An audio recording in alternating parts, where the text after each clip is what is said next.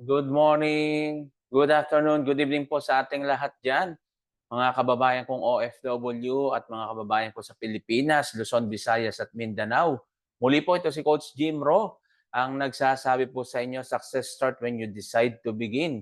At syempre ngayon ay titingnan po muna natin yung konting updates po tayo sa sitaw, kung ano na po ba yung mga nangyayari. Okay? So gaya po ng dati, no, nahahati pa rin po sa dalawa, no, yung magko-complain tsaka hindi magko-complain, 'di ba? So ayon naman sa aking resource person, no, doon sa hindi magko-complain ay gumagawa naman ng paraan ng sitaw at meron na po silang mga legal counsel. Tahimik lang po, no, ang mga grupong 'yan at ayaw nila ng maingay, ayaw nila ng ano, kaya 'yun lang po, no, yung masasabi natin. Ayoko naman maging ano, ayoko na maglabas ng mga iba pa tungkol do'n, basta 'yan lang po na may ginagawa po ang sitaw at antayin na lang po natin 'yan, okay. So do'n naman sa mga nag-complain, 'yan sila naman po ngayon ay nagkaroon sila ng ano 'no, yung class suit na kung saan ay nag-aambagan sila ng pera para doon sa pagdedemanda. So gaya ng sabi natin, may bayad po yung attorney. Although siyempre 'pag class suit, ano naman po 'yan 'no, mababa lang nung bigayan mababa lang kasi marami sila, 'di ba? So dito po, pera po natin yung inilagay natin sa sitaw, kaya may sarili po tayong desisyon. So irespeto natin yung desisyon ng bawat isa. Hindi po natin kailangan mag-away-away, magtalo-talo kung sino tama ang mali. Isa lang po yung nais natin na maibalik yung pera natin. Ayon sa mga nag-file ng complaint 'no, na 'pag hindi ka daw nag-file ng complaint at naibalik yung pera ng sitaw o binalik yung pera ng sitaw ay wala daw makukuha yung hindi nag-complain. So, tingnan na lang po natin 'no, parehas naman po kasi gaya ng sinasabi ko, tingnan po natin. Hindi ako nagbibigay ng assurance dito sa ako stand ko hindi ako nag-complain, pero hindi ako nagbibigay ng assurance na 'pag hindi ako nag-complain, puwede kong makuha yung pera ko sa sitaw. Ngayon, gano'n din sa ano, sa complain, 'di ba? 'Pag nag-complain ka, hindi ka rin wala ka ring assurance na, makukuha mo yung pera mo, 'di ba? So, 'yan po yung mga parehas po diyan. Pero siyempre, sabi ko nga, ang Diyos at panalangin na lang ang pag-asa namin, 'no? Pag-asa natin ayun na lang yung, para sa akin kasi God is in control of everything na at siya yung nakakaalam ng lahat ng 'yan. Kahit na malaki pa yung pera kong nandiyan, mag-complain man ako diyan at wala rin mangyari, gano'n din, 'di ba? 'Di ba? O nasa inyo na po 'yan, yung desisyon na 'yan. Gaya ng sabi natin 'no, hindi natin alam kung paano tatakbo yung proseso 'pag nag-complain ka, ilang taon 'yan aabutin at kung mayro'n pa bang makukuha, 'di ba? So, huwag tayong umasa na gano'n. Pero siyempre, tumayo tayo kung anong tingin niyo na tama. Pero ako, gaya ng stand ko, nando'n pa rin ako sa hindi magko-complain at mag-aantay pa rin ako sa sitaw. So, 'yun yung stand ko. So, rine-respect ko yung mga nag-complain kasi pera niyo 'yan. Kaya respeto niyo rin yung mga hindi nag-complain kasi pera din naman namin 'to, 'di ba? So, gano'n lang at hindi natin kailangan magbatuhan ng hindi magagandang salita, magparinigan, 'di ba? Kasi, wala naman maitutulong 'yan, 'no? Doon sa mga mahilig mang-intriga, 'no, iwasan niyo na po 'yan, 'no? Huwag po kayong sumawsaw dahil hindi makakatulong po 'yan. At ayan pa yung gagamitin ng mga hindi seller, 'no? Ang mga baka nga yung nag-aano diyan, nagsusulsol yung mga hindi seller, eh, 'di ba? Kasi 'yan lang gusto nila, eh, yung magulo yung sitaw, magulo yung mga seller, 'di ba? Kasi kung halimbawang mabalik yung pera o kaya, bumalik yung yung sitaw, eh, sampal sa kanila 'yan, eh, ayun nga yung ayaw nila. So, may mga tao po talagang gano'n. Pero ngayon, kaya tayo naririto mag-a-update lang tayo na kung saan nagpapasalamat tayo kay Prof. Vincent 'no, na ginagawa niya para dun sa mga seller. Nagpapasalamat din tayo sa group nila Ma'am, Vine Padilla dahil sa ginagawa rin nila para sa mga seller. So both 'yan, may purpose po. So maganda 'yan kasi, ah tulad niyan makakaakyat na sa Senate yung, usapin sa sitaw. So, unang malaman natin 'yan, gusto natin maintindihan diyan, kung bakit nangyayari na marami yung nai-scam. Bakit maraming nai-issuean ng lisensya ang SEC, ang government na kung saan hindi nila nache-check 'no, hindi nila nache-check yung company kung, ano ba yung model, system, ano yung business model nito, ano ba yung paano sila kikita, gano'n. So, hindi nababantayan. So, dapat una pa lang, gaya ng lagi kong sinasabi, dapat una pa lang nababantayan na para una pa lang tama na para hanggang sa huli tama na. So, nangyayari po ay, 'yan nakakalusot sa SEC yung mga ganyang company 'no, na sinasabi nila na mali pala yung business model, pero bakit niyo in-issue-an ng lisensya? Mali pala business model. So meaning to say, una pa lang hindi niyo na chineck agad, 'di ba? So hindi natin bine-blame yung SEC pero may pagkukulang. Aminin natin hindi, maraming pagkukulang ang gobyerno po sa atin lalo sa ganito, 'di ba? Hindi secure. So Security Exchange Commission dapat secure 'yan, 'di ba? Kung halimbawang mali pala yung business model ng sitaw, eh, una pa lang, eh, hindi na sana nangyari 'to. Diyan naman sa sitaw 'no, dito sa video na papanoodin natin nanawagan si Prof. 'No, Vincent, tama naman po yung sinabi niya kay Mr. Dilanlim na kung kayo po ay talagang tapat at totoo na magdi-disburse 'no, o magbabalik ng pera ng mga sellers, ah, naintindihan ko baka hindi kayo nagpapakita dahil maaring natatakot, may threat, kung ano man, 'di ba? Pero, sana lang 'no, sana lang totoo din po kayo sa mga sinasabi niyo sa mga sellers na mga hindi nagdemanda na ibabalik niyo po yung pera namin, 'di ba? Sana totoo lang at tapat kayo at hindi niyo kami pinapaasa. At do'n naman sa site nakita natin nung nakaraan hindi ma-open, ngayon na-o-open na po. So, may balita ayon din sa ating, resource person na kung saan, in-update na 'no, renew yung ating apps. So, ang tanong lang do'n, bakit renew pa nila kung wala na 'to? So, may ginagawa, 'di ba? So, 'yan lang yung ano, sa akin na parang ano ko lang, ah, ina-analyze ko lang na kung saan may ginagawa, 'di ba? Kasi nabubuksan pa yung app, eh. Nabubuksan pa natin yung sitaw, 'di ba? Nung mga nakaraan hindi kasi nga, nag-ano napaso na ata, nag-expire na. Pero ngayon nabubuksan na uli, 'no, kung meron mang hindi nakabukas baka i-update niyo lang. Then, 'yun, kita po natin. Okey? So ngayon, tungayan natin at pakinggan natin yung, ah panoorin din natin kung, yung pagpunta ni Prof doon sa SEC 'no, sorry po, hindi sa SEC, sa Senate po 'no, pagpunta ni Prof sa Senate. Sana ayun, after itong week na 'to, eh, alam ko malalaman natin 'yan na aakyat na tayo sa Senate 'no, at, baka pine-prepare na yung hearing diyan. So ito tingnan po natin kung paano nagpursige si Prof na iakyat ito sa SEC o pumunta doon 'no, para sa ating lahat. Ako tinitingnan ko ito pangkalahatan, eh.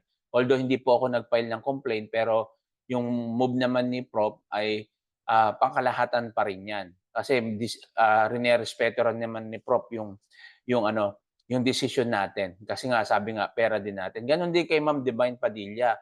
'Wag tayong magalit kay Prof, 'wag tayong magalit kay Ma'am Vine Padilla kasi yun yung stand nila, 'di ba? Irespeto po natin yon at, lahat naman 'yan ginagawa rin 'yan ni Ma'am Vine Padilla at yung group na 'yan na kung saan para, matulungan din yung mga sellers. Kaso nga lang, tayo yung magdedesisyon, 'di ba? Tayo yung magdedesisyon na, kung saan tayo. At do'n naman sa mga nasa GC, iwasan yung mga screenshot. Pati tuloy ako napapagbintangan na nag-i-screenshot, eh, 'no. Hindi ko po ugali 'yan. Hindi ko po ugali mag-screenshot sa grupo tapos ipapasa ko sa kabilang grupo. Wala po akong ganyan at wala kayong mapapatunayan niyan dahil hindi ko ginagawa 'yan. Baka nga yung nagbibintang sa akin na 'yan, sila yung gumagawa niyan, 'di ba? So, hindi po tayo gano'n at, hindi natin ugali 'yan. Ako nga nasa GC ako ng both ng magko-complain tsaka hindi magko-complain pero hindi ako nag-screenshot at, hindi nga ako nag-aano do'n, eh, nagme-message. Basta ako binabasa ko lang kung ano yung mga update para at least 'pag nag-vlog ako, mapanood nila. So dito hindi naman tayo wala tayong kinakampihan, although yung stand ko uli, no, ulitin ko, ay hindi ako magko-complain. Naniniwala pa rin ako sa sitaw na hindi naman talaga sila scam. Yun lang, may mga question na bakit si Dylan Lim hindi nagpapakita, maaari 'no, maaari lang 'to. Maaari na kung saan na kaya hindi nagpapakita, siyempre takot yung death threat, alam naman po natin 'yan. Saka siyempre mga issue pipicturan siya ganito o bibidyuhan, 'di ba? Alam naman natin tayong mga Pinoy mahilig sa ganyan tapos ipo-post, 'di ba? So, ayaw niya siguro dahil may pamilya rin niya. Pero not necessarily naman na ano siya, nagtatago o ayaw talaga magpakita, baka may dahilan. Kasi nakikipag-usap naman, nakikipag-chat naman siya. Hindi nga lang siya nagpapakita ng mukha niya.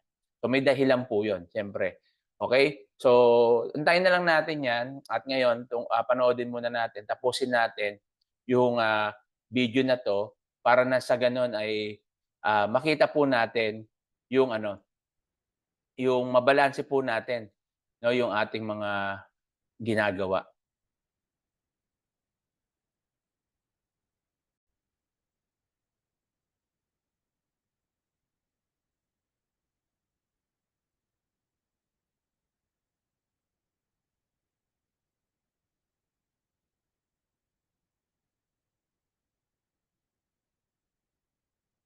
Yan, ito tunghayan po natin yung, pagpunta ni Prof sa Senate of the Philippines na kung saan na dito makikita natin kung, ah, yung pagpunta niya at kung sino yung mga senador na kanyang, bibigyan ng mga letter na 'to.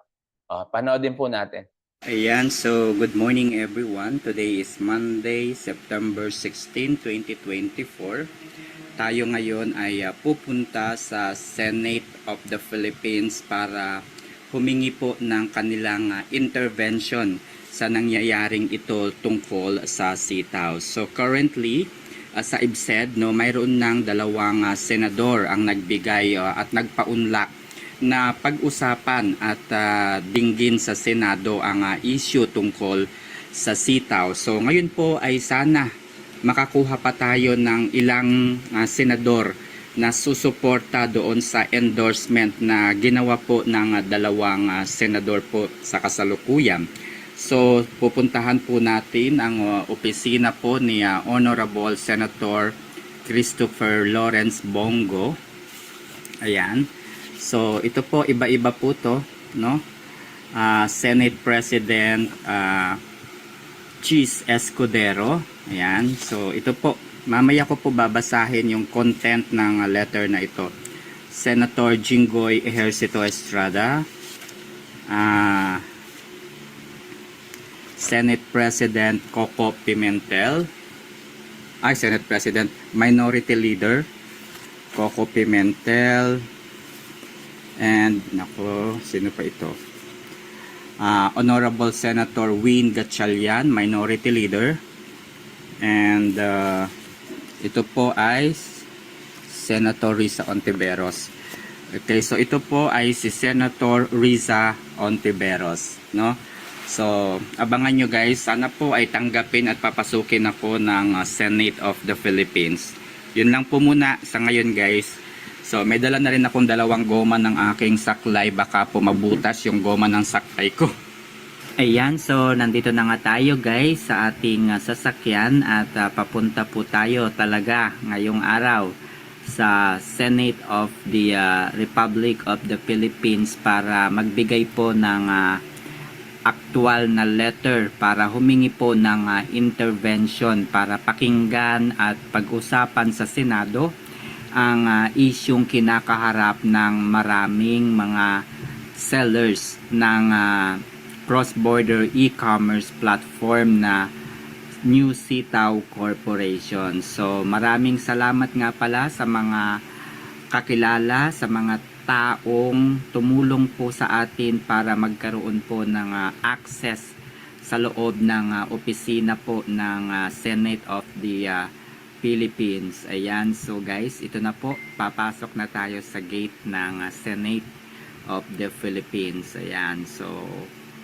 Sana po ay maging positibo ang ating pagpunta po at ikukwento ko mamaya kung ano po ang ating nagawa at napag-usapan sa loob po ng Senado.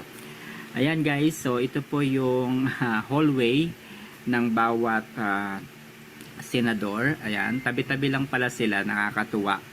And hindi ko akalain na ganito pala kalawak itong Senado. Buti na lang ay mayroon pong wheelchair na talaga pong nagamit po natin para makapasok. At salamat din po sa nag-assist po sa atin, no, sa opisina ni Senator Bato de la Rosa, no. Kung hindi po sa opisina po ni Senator Bato de la Rosa, hindi po ito magiging posible. Hello everyone. Ayan, so pag-usapan natin yung mga next actions natin. But before that, I'd like to clarify yung mga issues at yung mga actions na ginagawa ng ibang grupo, no? So, I'm not actually against doon sa mga actions na ginagawa po ng ibang grupo, specifically the group of Miss Divine Padilla, no? Sinusuportahan ko po yung kanilang mga hakbang na ginagawa for the reason na naiintindihan ko yung gusto nilang iparating sa publiko, no? Alam din po natin yan na ang gobyerno po, no, ay hindi po perpekto. Mayroon po silang mga bagay, may mga desisyon po silang nagagawa na hindi tama. At kahit sa ngayon, no, kung manonood po kayo ng mga hearing sa Senado, no, may mga kongresista na hindi, kumbaga, naaayon yung kanilang ginagawa doon sa kanilang mandato. And that is an accepted facts sa ating pamahalaan. Okay? Kaya naiintindihan ko po na ang gusto lamang nila Miss Divine Padilla ay maintindihan ng publiko na mayroong mga pagkakamali sa Securities and Exchange Commissions. There are lapses doon sa kanilang naging decisions at doon po sila naka-highlights. And again, hindi po ako against doon at sinusuportahan ko po yun. What I am against is yung sa mga ibang kasama po nila na sa halip na pagtuunan ng pansin, pag-aralang mabuti kung paano ipapaalam sa publiko yung kanilang intent, yung kanilang intensyon, bakit nila ginagawa yon, ay iba po yung kanilang mga nagiging hakbang. So, isa na dyan ay yung tirahin po tayo sa kanilang grupo. Sabihan ng mga bagay na hindi maganda. And yun po ang hindi tama, yung mga ganong bagay. Meron pong isang nag-comment sa legal actions to claim our funds. Nung nakita ako sa SEC kanina, ang sabi niya sa akin, huwag ako, sabi niya doon sa post niya, huwag ako, may sarili kang dropshipping company. Baka ikaw pa nga ang kakompetensya o kakompetitor ng sitaw. Okay? So yung mga ganong reasoning po, madam, kung nanonood ka man, yung nag-comment na yon, una po sa lahat ay hindi pa po operational yung SwiftShip.ph. Hindi pa po gawa, no? Kumbaga nasa testing pa lamang po kasi gusto kong malaman kung gumagana bago ko siya i-launch. No? So paano siya magiging competitor? And pangalawa, yung SwiftShip na yon, wala po tayong hihinging any payment from the sellers and from the affiliate sellers. Wala pong babayaran doon. So, malabong-malabo po na maging competitor po yun. No? Kung nag-iisip ka lamang po ng maayos. So, yun po. No? Hindi ko po kinakalaban yung grupo ni Miss Divine Padilla. Ang kinakalaban ko lang po at sana kung nanonood si Ma'am Divine, sabihan po niya yung kanyang mga grupo. No? na huwag maging bastos. Hindi po ako ang kalaban. No? Huwag maging bastos. Yun lang naman po ang hinihiling natin. Iwasan natin yung below the belt na mga pag-atake. So yun po, no? Noong mga nakaraang videos ko, alam nyo naman, kinalampag ko ang sitaw maraming beses. Maraming beses kong kinwestiyon yung mga lapses ng sitaw. And ganun din naman po ang Securities and Exchange Commission. Tiningnan po natin yung kanilang mga lapses din. And sa aking pag-analyze, pag-assess sa mga nangyayaring ito, and para sa akin ay there's no point anymore, no, there's no point anymore para alamin pa yung lapses ng bawat isa, yung lapses ng sitaw at lapses ng SEC. So para po mas maging balanse yung ating ginagawang pag-analyze sa issue at para mapakinggan din yung side ng bawat isa at maisa publiko, ay lumapit po tayo sa Senate of the Philippines. Yun po ang isa sa mga dahilan. Okay?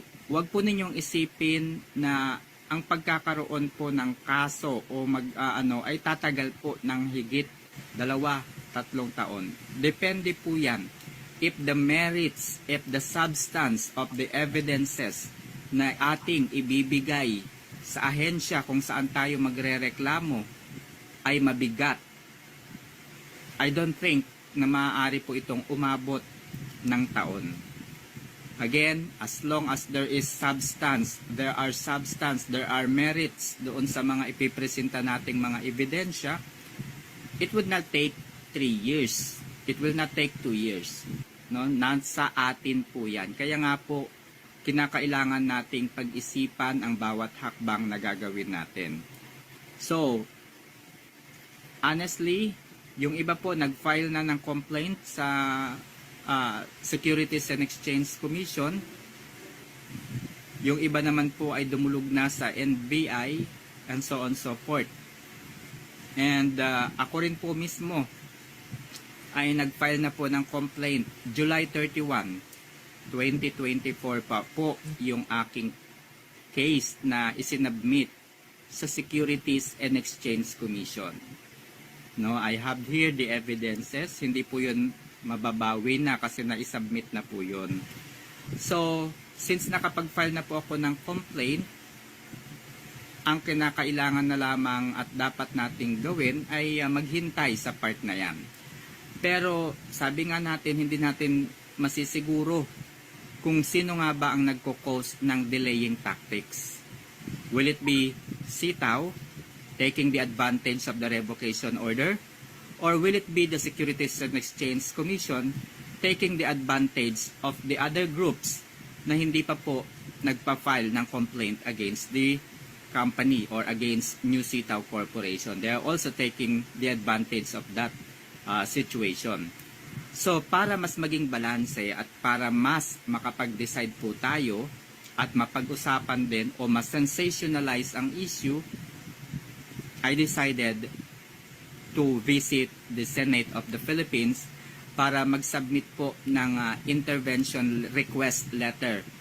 And kanina ay nag-submit po tayo sa Senate of the Philippines, no, kay Senate President Chis Escudero and all senators. Yan, may dala po tayong mga printed letter para po sa kanila dahil baka po kasi matabunan kung magsesend po tayo ng email. Kaya po sabi ko kanina ay nagpunta na lamang po tayo dito para actual ko pong maibigay ang intervention request letter para mapag-usapan po at ma-endorse sa Senado. Okay, so in-announce ko na rin po the other day, few days ago, na mayroon na pong 2 senador ang nag-endorse po ng issue tungkol sa sitaw. Sila po ay si Senator Bato de la Rosa at si Senator Coco Pimentel. So later on, babasahin ko, titignan ko kung pwede kong basahin on public yung kanilang endorsement na ginawa sa Senado. So, ano pa po yung dapat nating pag-usapan? So siguro ilalive ko na lang yung naging pag-uusap namin sa Senado, or please share this video para po malaman po o para madaling makarating sa Senate of the Philippines na mayroon po tayong ibinigay na letter po sa kanila. Please share this video po at itag po ninyo ang Senate of the Philippines na lang po ang itag po ninyo. Wag na po ang particular na senador, no? Para makarating sa kanila po. Hindi lamang po kasi tama yung kanilang sinasabi sa akin, no, personally, na kaya daw nadidiskaril yung kanilang mga plano ay dahil daw sa akin, no? Kaya daw kumbaga kaya hindi nagtatagumpay yung kanilang mga actions ay dahil po sa akin. Yun po ang hindi ko maintindihan. Lahat po tayo dito ay apektado. Seller po tayong lahat po dito. No, kung ang ginagawa po natin ay suportahan na lamang yung actions ng bawat isa. So ganito na lamang po siguro ang dapat ninyong gawin. Ano, kung nanonood si Ma'am Vine, instead na tirahin ako ng kanyang mga grupo o ni Miss Vine, kagaya kanina, guilty siya doon sa abogado, wala naman po akong binabanggit na abogado, ay i-challenge nila si Dylan. Challenge nila si Dylan na lumabas na at pasinungalingan yung mga iniisip ng maraming tao na sila ay umiiwas talaga. Ganun po siguro ang dapat nilang gawin para lumabas ang totoong Dylan. Challenge si Dylan. O kaya parang ganito, buwisitin nyo ng buwisitin si Dylan hanggang sa buwisit niya lumabas. Ganun lang po yung dun eh. Galitin ninyo ng galitin si Dylan para ma-challenge siya. Tanggapin yung mga abogadong nire-recommend ninyo. Yung mga ganun. Kasi ako po, kahit tirahin nyo ako ng tirahin, hindi po yun makakatulong para ma-encourage ninyo si Dylan. Ang gawin ninyo para ma-encourage po si Dylan, buwisitin ninyo, i-challenge ninyo, sabihin ninyo, mali yung sinasabi ni Prof.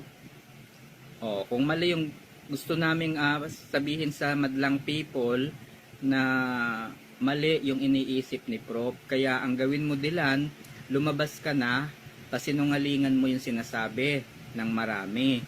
I-disburse mo yung pera. Kapag na-disburse yung pera ng maraming sellers, lahat yan kakampi sa'yo. Lahat yan ay magbabalik loob sa sitaw.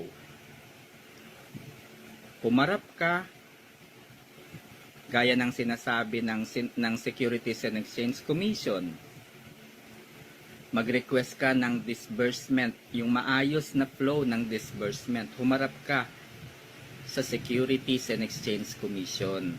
Humingi ka ng tulong kung paano madidisburse yung pera. Di ba? Huwag mong gawing dahilan na nagkaroon ka ng trust issues with the former people ng sitaw. Hindi kasi yun for me, no, doesn't make sense yung trust issues. Sabi ko nga, kung ako ang may-ari ng isang kumpanya at talagang sinira ng aking mga empleyado yung tiwala na ibinigay ko sa kanila, yung opportunity na ibinigay ko sa kanila, tatanggalin ko yung mga empleyado ko. As simple as that. Tatanggalin ko yung mga empleyado ko, kakasuhan ko pa sila. Kung mayroon akong malaking ebidensya against them, pwede po silang mag-file So, ganun lamang po kadali po yun. Ano? Again, Miss Divine, wag niyo pong masamain yung ginagawa kong actions. No? I'm not against your actions. Ang ginagawa ko po ay para mapalabas kung ano ang totoo. Malaman ang katotohanan. Kaya po tayo lumapit sa Senate of the Philippines. So, yun lamang po para maiwasan po natin yung mga pagsasabi ng hindi maganda. Okay? So, again, alam naman po natin yan. Accepted po yan. No? May mga pagkakamali ang ilang ahensya ng ating pamahalaan.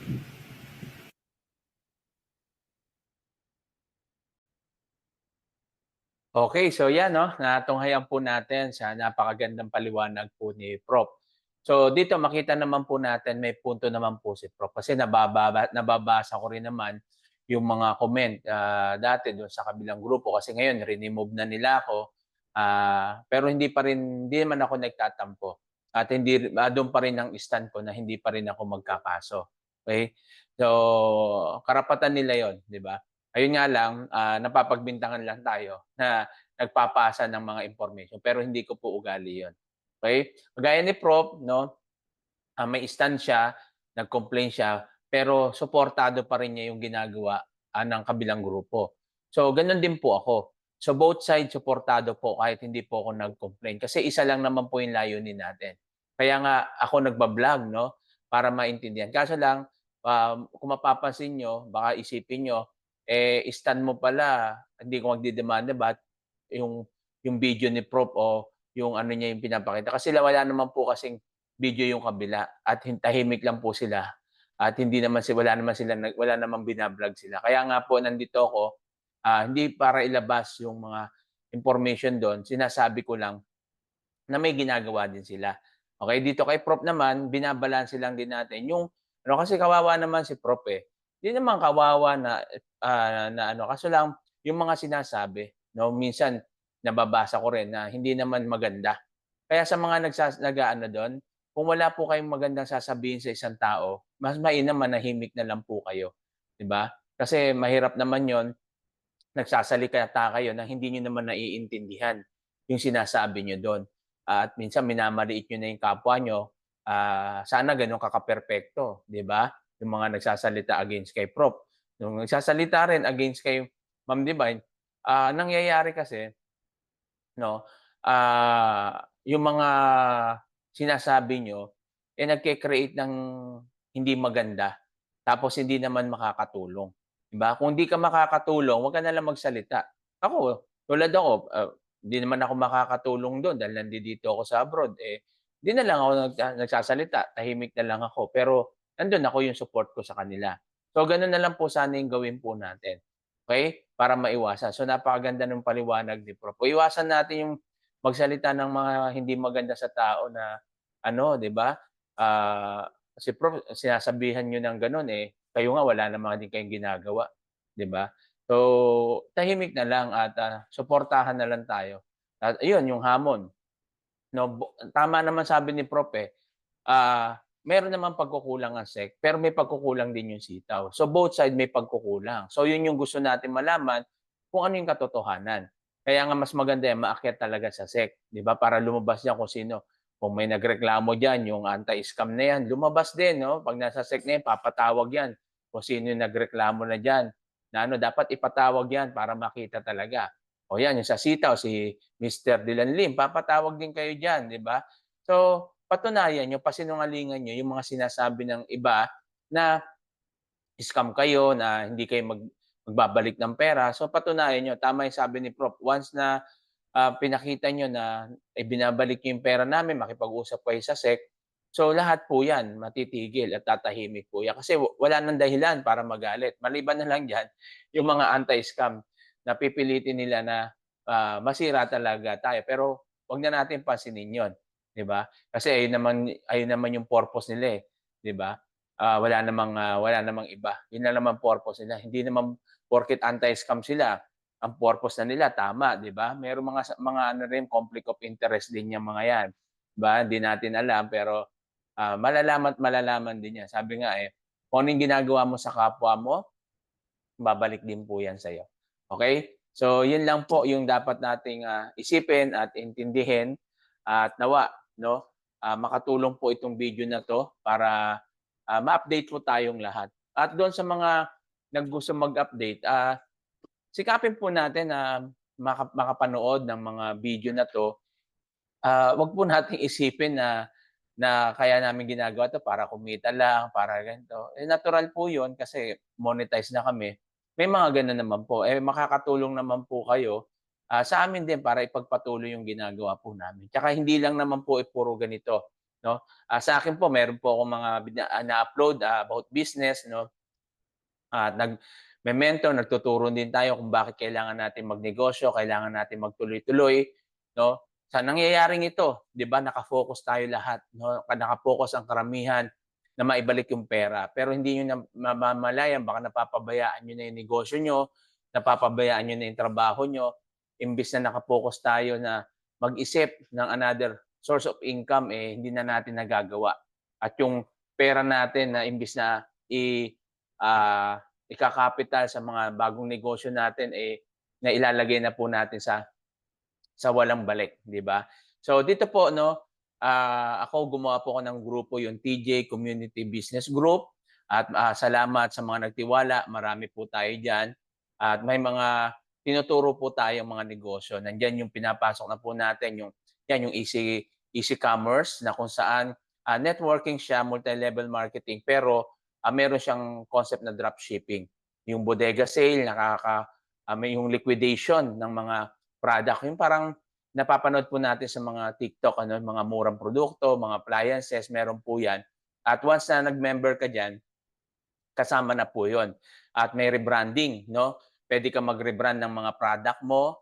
May mga produkto sila. At kapag na-member ka, may product po yan na kasama. Kasama po dyan yung barley, tsaka yung stem cell, ano yon, yung stem cell na yon, maraming testimony na mga cancer patient na natulungan. Pero hindi po ito gamot, mga food supplements lang po sila. Hindi po sila gamot na siguradong makakagaling sa sakit, kundi makakatulong po. No, tulad yung barley, no, pag sinurse mo yan, nakapagpababa po yan ng kung diabetic ka, no, maging normal yung sugar mo, kung hypertensive ka, mapababa yung blood pressure mo. So yan po yung mga benefits po ng mga produkto na yan. At ang kagandahan po diyan, ito yung tinatawag natin all-in-one business, no? Kasi nandiyan na po lahat. So hindi lang po yung mga yan, meron pa po, no? At diyan po ma-open na rin po yung marketplace na kung saan libre po nating gagamitin, no, dito sa easy commerce, libre natin gagamitin yung TikTok, Facebook, no, kung saan ka pwede ka mag-promote o mag-post ng mga produkto na meron tayo. So tulad niya sa liquidation na maraming umorder sa aking TV, cellphone at yung mga ibang appliances pa na meron na napakababang presyo. Siyempre pag member ka, mas mababa yung presyo. Ikaw na bahala mag-markup. So yan po yung ginagawa po natin. At siyempre sa delivery, sila na rin naman nagpapa-deliver, wala namang problema na sa delivery. Kung gusto mo naman, pwede mo naman niyang orderin, ikaw magpa-deliver. Kaya yan yung ginagawa ni Prof, yung swift ship, makakatulong yan. Kaso hindi pa nga nag-ooperate. Maganda yan kasi once na nag-order, pwede tayong magpa-deliver doon at sa murang halaga lang. Diba? So yan, marami pong paraan para kumita po tayo. Okay? At lagi lang tayong maging positibo. At kung tayo po ay nakaranas ng mga nakaraan na hindi magaganda, na scam tayo o anuman, move on na po kasi wala naman po tayong magagawa doon. No, sabi ko nga sa inyo, sa mga nauna, ilang beses na rin po ako nabing biktima ng scam, hanggang milyon yung nawala sa akin, pero move on na kasi sabi ko darating yung time kikitain ko rin yan. Okay? So kaya ngayon tuloy-tuloy lang tayo at yan, meron po tayong ngayon nag-invest po tayo doon sa Lex Franchising Solution. Ayan po yung mga franchising, mga samgyupsal, no? Lex Lechon at tatlo po yung company na yan, no? At yung Levex company, nag-uumpisa pa lang yan noong 2023. At yan, may mga bagong project sila. Dito po, meron po ditong franchising, investment po yan. At pwede ka rin mag-invest bilang OFW na kung saan may kikitain ka. Depende. No? Kung gusto mo monthly, quarterly, semi-annual o annual. No? Yung ini-invest mo dyan, ang ginagawa ng company dyan ay tinatayo nila ng bagong mga negosyo. No? Parang nagpautang ka lang sa kumpanya na binabayaran ka monthly o quarterly. Depende sa iyo. Ang kagandahan po dyan, pag nag-invest ka, hindi lang sa kunyari, isang tindahan o isang kainan. Hindi. Lahat ng meron sila. Kasi 100 branches na po. No? Meron ang Lex, no? Ang Lex Franchising Solution. So 100 branches na po meron sila. May mga food cart din po sila. May mga rebranding din na kung gusto mo, meron din po sila. Siyempre, separate po yun. Pero sa amin, bilang OFW, ang kinuha ko naman po is yung investment na yun, nagbigay ako ng 100,000, pumirma ako ng contract. Ang kagandahan dito, may PDC check na. May cheque na ibibigay sa iyo for 12 months, no? At yung huling-huli, ibabalik po yung kapital mo. Okay? So, yun yung kagandahan. Ibabalik yung buong kapital mo. Kumita ka na ng 1 year, then babalik pa yung kapital mo. Then, kung gusto mong i-renew mo na lang. So, ganyan po. At kung gusto mo naman mag-franchise, meron din po doon. 'Di ba? Na mga pwede mong i-franchise sa mababang halaga lang din. So, yan. Ganyan na po yung nauso kasi ko meron din po ako, co-ownership din po ako ng isang gasoline station na kung saan quarterly nakaka-receive po ako, pumapasok sa bangko ko. Kaso yung gasoline station ko na yan, bago yun na itayo, nag-antay pa ako ng ilang taon kasi nabutan pa ng pandemic. Ganun din yung sa hostel, no? Sa Coron. So, ganun po yung inabot niya. Pero dito po sa Lex Franchising Solution, once na nagsimula ka ngayon, nag-sign up ka ng contract, the next month, no, kikita ka na. So, merong 5% to 12% pwede kang kumita. Depende po yan sa contract mo, kung ano yung pipiliin mo. Kaya kung gusto mong mas maintindihan, message ka lang diyan, no? At yon yung Facebook ko, Jimmy Adilio Gonzales, at message mo ako para mai-add kita doon sa GC at maka-attend ka nung pre-webinar training natin para mas maintindihan mo at masagot natin yung mga tanong. So ito makakatulong po sa mga kapwa nating OFW at 6 years na siya, magsi-6 years na siya itong taon na to. Since 2019 po siya nagsimula. So, stable na po yung company at legit naman. Makikita natin yung SEC nila ay hindi yung hindi yung green. No, yung SEC nila diyan makita niyo diyan kulay blue.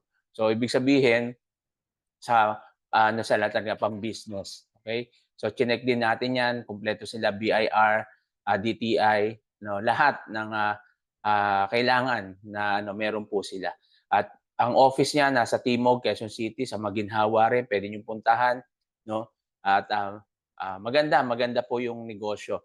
At marami na rin po yung naka-renew at marami na rin pong OFW na nakapag-franchise sa company nito. At ako siguro, bala ko rin yung sa lechon manok, makapag-franchise din po. Kasi mababa lang halaga tapos marami na, nandun na lahat yung mga kailangan mo. So yun, nakakatuwa lang po. At marami pa po tayong negosyo na ipapakilala. Pero siyempre dito sa TJ Community Business Group natin, kayo po mamimili. No? Hindi po yan, wala po akong kikitain dyan. Okay? At ginagawa lang natin doon, tulad yung sa Lex Franchising Solution, ang ginawa natin dyan kasi yung iba walang kakayahan. Kasi ang minimum dyan is 100,000. Yung iba walang kakayahan na gano'n. Kaya gumawa tayo ng corporate. Sa corporate na yon, nakapangalan sa isang tao, then yung kontrata, tapos yun po, no, kada issue ng cheque yan, bibigyan na yung cheque, so papasok sa bangko, tina-transfer ko na lang sa mga sa corporate. So ganun po yung ginagawa natin para matulungan naman natin yung mga kababayan natin na walang ganung kalaking halaga pero pwede naman silang kumita, 'di ba? Yung 10,000 mo, 20,000 mo, 50,000 mo, pwedeng kumita kaysa nasa bangko na napakaliit ng tubo. So ganyan lang po, no? At depende po 'yan, gaya ng sinasabi ko, depende po 'yan sa contract na kukunin niyo po. Kasi meron po may mga iba-iba sila kung ilang gusto mong kitain, 'di ba? So para ka lang nagpautang ng pera. At dito sigurado ka kasi may hawak kang tseke. At siyempre yung contract na 'yan eh notaryado, no? Notaryado po 'yan at secure po nung ating yung business na 'to. 'Yan po, muli po diyan lang po tayo nagtatapos. Ito po si Coach Jimro, na nagsasabi na walang mahirap po sa taong may pangarap. Lagi po nating, tandaan ang Diyos ang may kontrol ng lahat, mahal ka ng Diyos, mabuti ang Diyos. God is good all the time and God bless you.